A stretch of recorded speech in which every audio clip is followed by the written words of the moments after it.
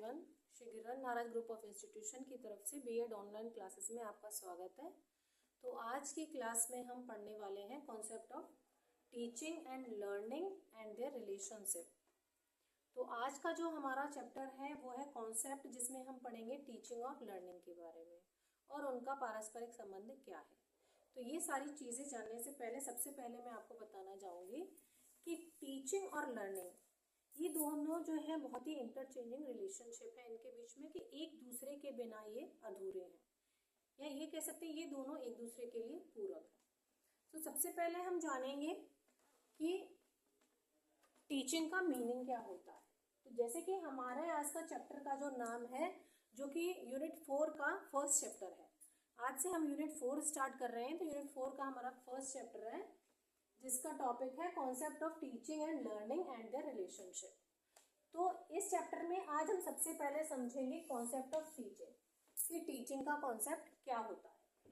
तो सबसे पहले हम जानेंगे मीनिंग, कि टीचिंग का मीनिंग क्या होता है। शिक्षण। जैसा कि आप लोग जानते हैं कि टीचिंग क्या होती है, कि टीचिंग वो प्रोसेस होता है कि जिसकी हेल्प से बच्चा कोई नई नॉलेज या नई कोई स्किल या कोई नई वैल्यू या नए कोई एटीट्यूड्स को ग्रहण करे, गेन करे, उसको हम टीचिंग कहते हैं।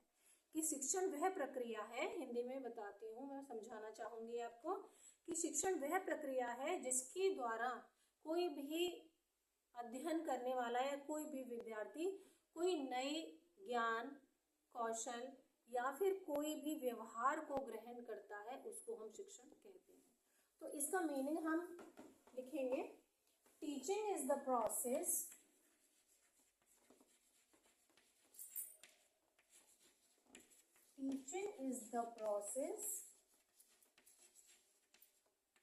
by which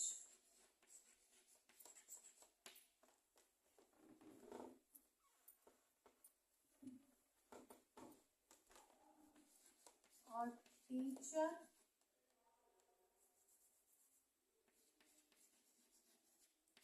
helps students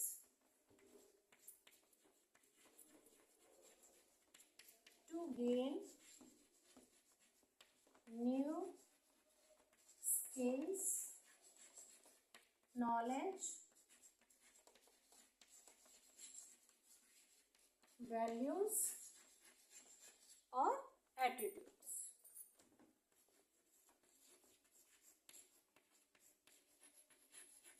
तो ये तो हो गया हमारा टीचिंग का मीनिंग, कि teaching is the process by which a teacher help students to gain new skills, knowledge, values and attitudes. कि टीचिंग वह प्रक्रिया है जिसके द्वारा एक शिक्षक मदद करता है किसको, विद्यार्थी को, स्टूडेंट को, किस लिए, गेन करने के लिए नए स्किल्स, नॉलेज, वैल्यूज और एटीट्यूड्स। अब इसके बारे में मैं आपको बताऊंगी कि इसके टीचिंग से रिलेटेड कुछ मेन की पॉइंट्स होते हैं जिन पे हमारी टीचिंग जो है फोकस्ड रहती है। तो मेन इसके की पॉइंट्स रहेंगे, जिसमें पहला हमारा पॉइंट रहेगा कि teaching is a planned activity. Teaching जो एक्टिविटी है वो कैसी है, प्री प्लान्ड होती है। Teaching is a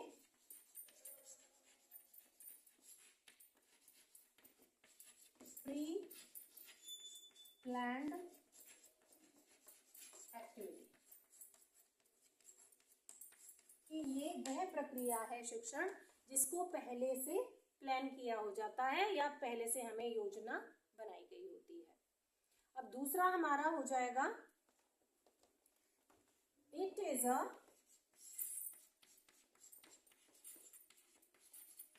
two-way process. Two-way process का मतलब क्या होता है, कि इसमें दो लोग जरूरी होते हैं, है ना। टू-वे प्रोसेस में टीचर का भी इंपॉर्टेंस है। टीचर, देखिए ये टू-वे प्रोसेस होता है, कि एक के बिना दूसरा अधूरा, टीचर और स्टूडेंट। यानी टीचिंग जो है वो टू-वे प्रोसेस है, किस किस की, टीचर की और स्टूडेंट की। कि इस प्रोसेस में हमें ये दोनों का रोल इम्पोर्टेंट है। देन तीसरा हमारा रहता है टीचिंग में, इट इज इंटरेक्शन। टीचिंग क्या है? इंटरेक्शन होता है किसके बीच में? Interaction between student and teacher. Teaching क्या होता है? टीचिंग एक इंटरेक्शन है किसके बीच में? टीचर और स्टूडेंट के बीच में, यानी कि एक शिक्षक और विद्यार्थी के बीच में जो बोलचाल होती है, जो भी उनका इंटरेक्शन होता है, उसी को हम टीचिंग कहते हैं। उसके बाद में देखेंगे, इसको मैं अरेज कर देती हूँ।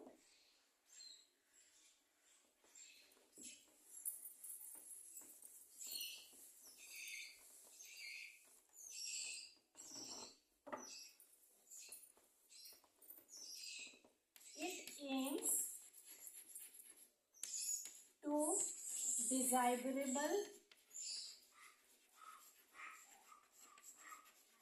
changes in students। टीचिंग से क्या होता है कि बच्चों के अंदर हम डिजायरेबल चेंज देख सकते हैं या हमें देखने को मिलता है। ठीक है, उसके बाद में आता है teaching is an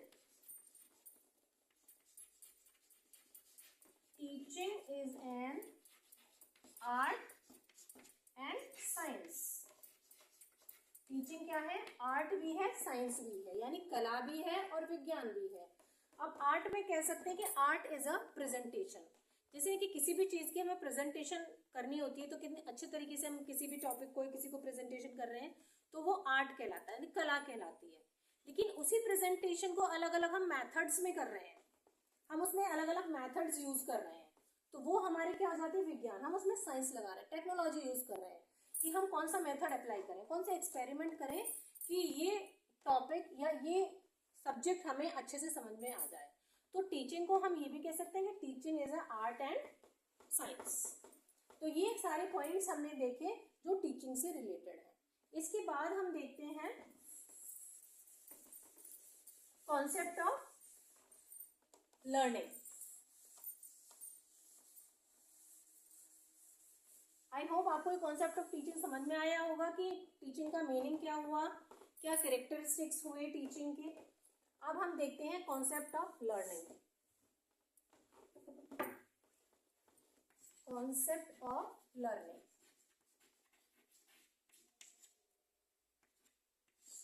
concept of learning में सेम सबसे पहले मैं आपको मीनिंग बताऊंगी। लर्निंग का मीनिंग क्या होता है, इसका भी वही रहेगा कि उसमें तो था कि टीचिंग में कि teaching is the process by which a teacher help students to gain new knowledge, skills, values और एटीट्यूड्स। अब इसमें हो जाएगा learning is the process of acquiring. उसमें तो हेल्प स्टूडेंट्स, इसमें क्या है? बच्चा एक्वायर कर रहा है, गेन कर रहा है। Learning is the process of acquiring new knowledge. Meaning में learning is the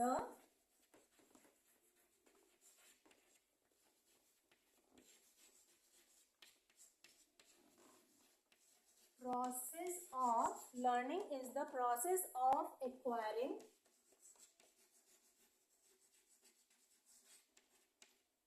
new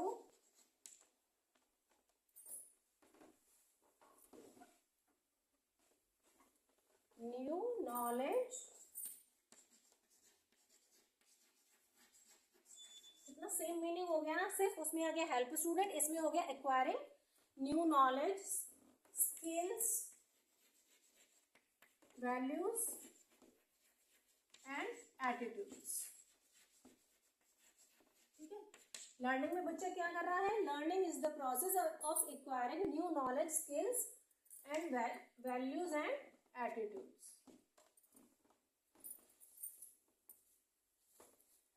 it leads, अब लर्निंग से क्या होता है? It leads change. सबसे पहले चेंज कहाँ से आता है? अगर बच्चा कुछ सीख रहा है तो सबसे पहले चेंज आता है बिहेवियर में। It leads change in behaviour behaviour में चेंज आता है, अंडरस्टैंडिंग में आता है, उसकी समझ में आता है,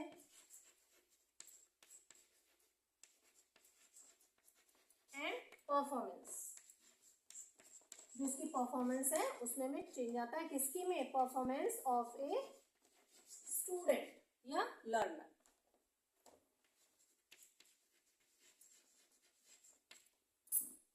it leads change in behaviour, understanding and performance of a learner. यानी लर्निंग से चेंज आता है एक स्टूडेंट के बिहेवियर में, अंडरस्टैंडिंग में और उसकी परफॉर्मेंस में। तो ये तो हो गया इसका मीनिंग लर्निंग का। अब इसके बाद में हम देखेंगे कैरेक्टरिस्टिक्स ऑफ लर्निंग क्या क्या है। जैसे हमने कैरेक्टरिस्टिक्स ऑफ टीचिंग देखे थे, अब हम कैरेक्टरिस्टिक ऑफ लर्निंग। तो सबसे पहला हमारा कैरेक्टरिस्टिक हो जाएगा, मैं यहाँ लिख देती हूँ, कैरेक्टरिस्टिक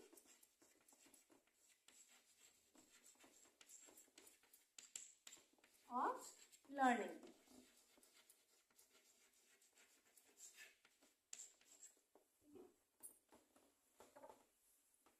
सबसे पहला तो है हमारा learning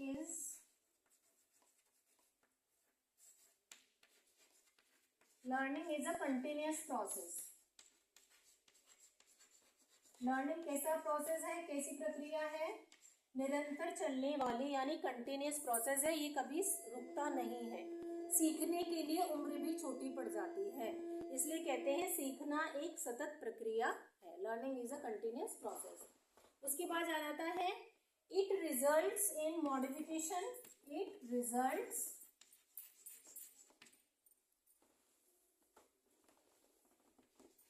in modification of behaviour.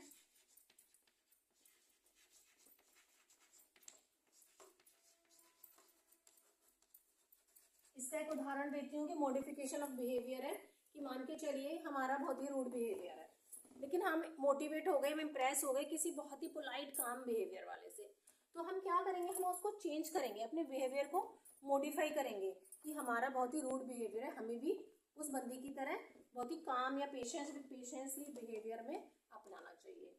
तो लर्निंग, ये हमने क्या किया, लर्निंग सीखा, हमारे अंदर मोटिवेशन आया कि हमें भी अपने बिहेवियर को चेंज करना चाहिए। इसके बाद में और मैं यहाँ पर लिखती हूँ, तीसरा हमारा कैरेक्टरिस्टिक रहेगा इसका लर्निंग का,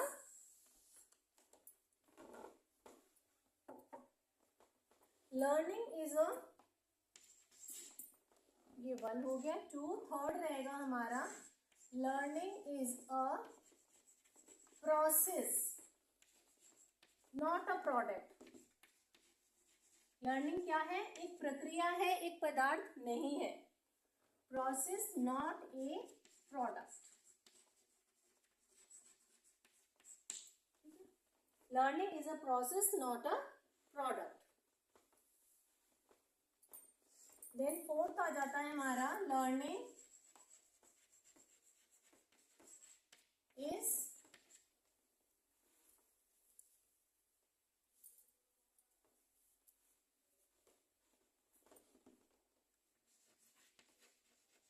गोल ओरिएंटेड। हमारा जो गोल होता है उसका क्या होता है, दिशा निर्देशित होता है। लर्निंग, किसी भी चीज को अगर हम सीखते हैं तो वो हमारा गोल अचीव करने में हमारे लिए बहुत हेल्पफुल होता है। इसके बाद आ जाता है लर्निंग कैन बी, देखिए एक चीज मैं बताना चाहूंगी, पहले मैं लिख देती हूँ, लर्निंग कैन बी पॉजिटिव और नेगेटिव।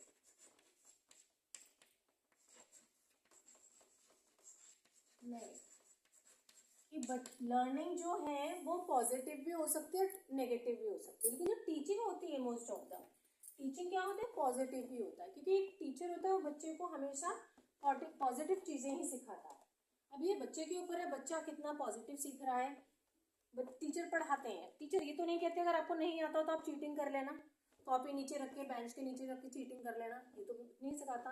ये तो बच्चे के ऊपर डिपेंड करता है कि बच्चे के दिमाग में क्या चीज़ पनप रही है, कि बच्चा सोचा चलो मैम पढ़ा रही है ठीक है, मैं तो अपना, मेरा तो ध्यान कहीं और है, मेरा तो जब एग्जाम आएंगे मैं तो एक चीटर स्लिप बना के ले आऊँगा और चीटिंग कर लूँगा। तो क्या है, वो इस चीज को नेगेटिवली सीख रहा है, ये सीख रहा है ना कि मुझे स्लिप बनानी है और मैं उसका यूज एग्जाम के दरमियान करूंगा, ड्यूरिंग द एग्जाम्स मैं करूंगा। इसके बाद लास्ट हमारा आ जाता है कैरेक्टरिस्टिक, यहीं पे लिख देती हूँ। It is influenced bye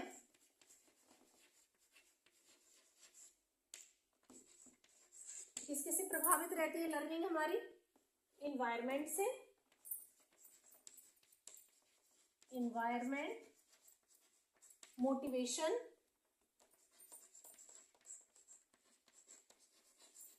and interest.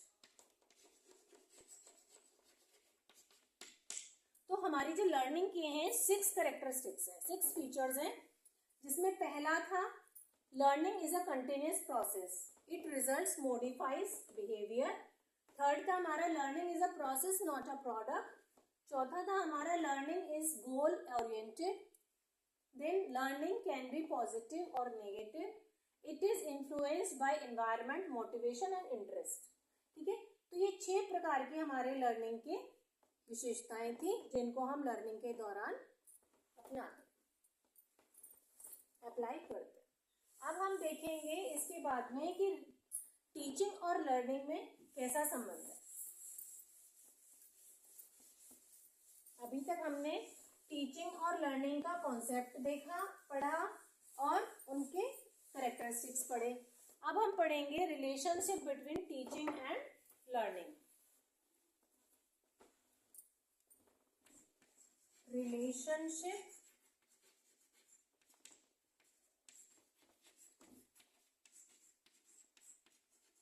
between teaching and learning।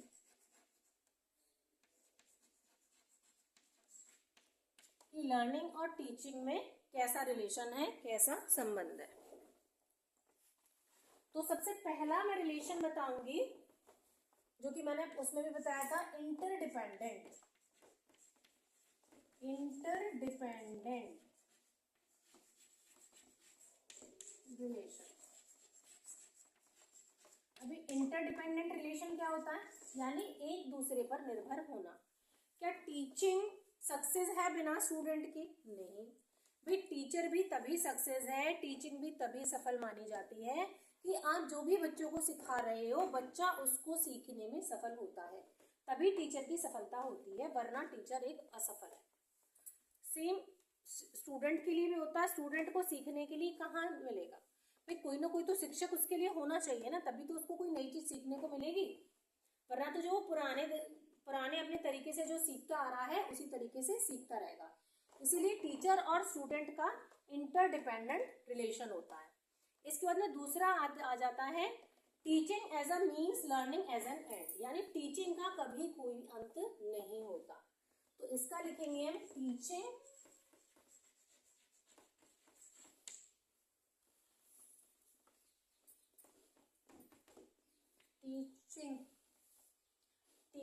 as a means, learning as an end। यानी टीचिंग से शुरुआत हुई और लर्निंग पे आके खत्म हो गई। यानी टीचर ने टीचिंग करके बच्चे को सिखाया, अब सिखाया तो उसका अंत कब हुआ? तब उसको लर्निंग करी बच्चे ने और उसको समझ में आया, तब उसके जो टीचिंग का जो अस्तित्व है तब वो संपूर्ण होता है। इसके बाद में हमारा तीसरा होता है रिलेशन एक्टिव पार्टिसिपेशन, जो कि बहुत ही इंपॉर्टेंट है।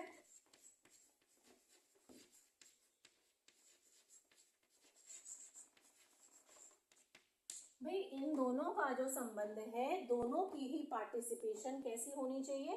एक्टिव होनी चाहिए, सक्रिय होनी चाहिए, तभी हमारे दोनों ही जो प्रोसेस हैं तभी हमारे सफल होते हैं। देन इसका अगला रिलेशन है कंटिन्यूअस प्रोसेस।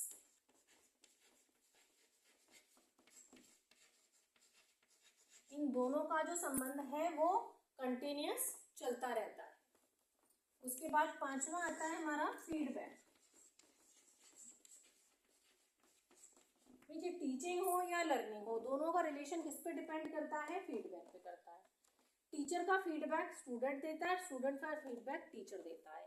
टीचर जब पढ़ाता है उसका फीडबैक बच्चे के दोनों पता चलता है कि बच्चा कितना कॉन्सेप्ट उसने उसके ऊपर अप्लाई होता है, कितना उसने गेन किया, जो उसने पढ़ाया टीचर ने उसने कितनी नॉलेज गेन करी, उसी बेसिस पे टीचर का फीडबैक सिलेक्ट किया गया। और स्टूडेंट का फीडबैक जब एग्जाम्स होते हैं तो स्टूडेंट ने कितना सीखा वो उस पे एग्जाम्स में अप्लाई हो जाता है कि बच्चे ने कितने मार्क्स स्कोर करे। तो ये हमारे 5 जो रिलेशंस हैं ये टीचिंग और लर्निंग से कनेक्टेड है।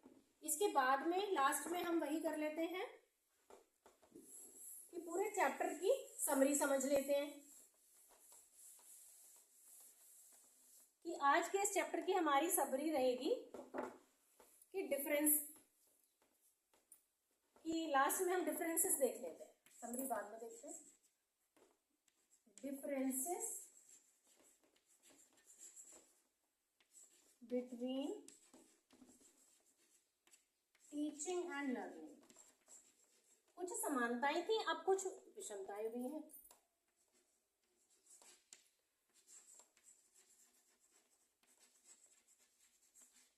Differences between teaching and learning. तो सबसे पहले तो दोनों के मीनिंग में ही डिफरेंस आ जाता है ना। अब मीनिंग को मैं दोहराऊंगी नहीं, वो मैंने पहले आपको लिखवा ही दिया है, ठीक है। तो सबसे पहला डिफरेंस हमारा मीनिंग में ही आ जाता है। टीचर तो टीचिंग में तो क्या बताया था मैंने, ये समराइज भी हो जाएगा और डिफरेंस भी हो जाएगा, दोनों हो गया। हमारा पूरा चैप्टर की समराइज भी इसी डिफरेंसेस में आ जाएंगे। तो टीचिंग में तो था कि टीचर हेल्प करता है स्टूडेंट को नॉलेज गेन करने की, हेल्प करता है गेन करने के लिए। लेकिन लर्निंग में क्या होता है कि बच्चा नॉलेज को एक्वायर करता है, ग्रहण करता है, ठीक है। उसके बाद में नेक्स्ट था हमारा रोल। रोल में भी डिफरेंसेस थे। टीचर का अलग रोल था, टीचर का था पढ़ाना, स्टूडेंट का था जो टीचर पढ़ा रहा है उसको अपने ऊपर अप्लाई करना, उसको एक्वायर करना। उसके बाद नेचर में भी डिफरेंसेस थे, नेचर में भी डिफरेंसेस थे।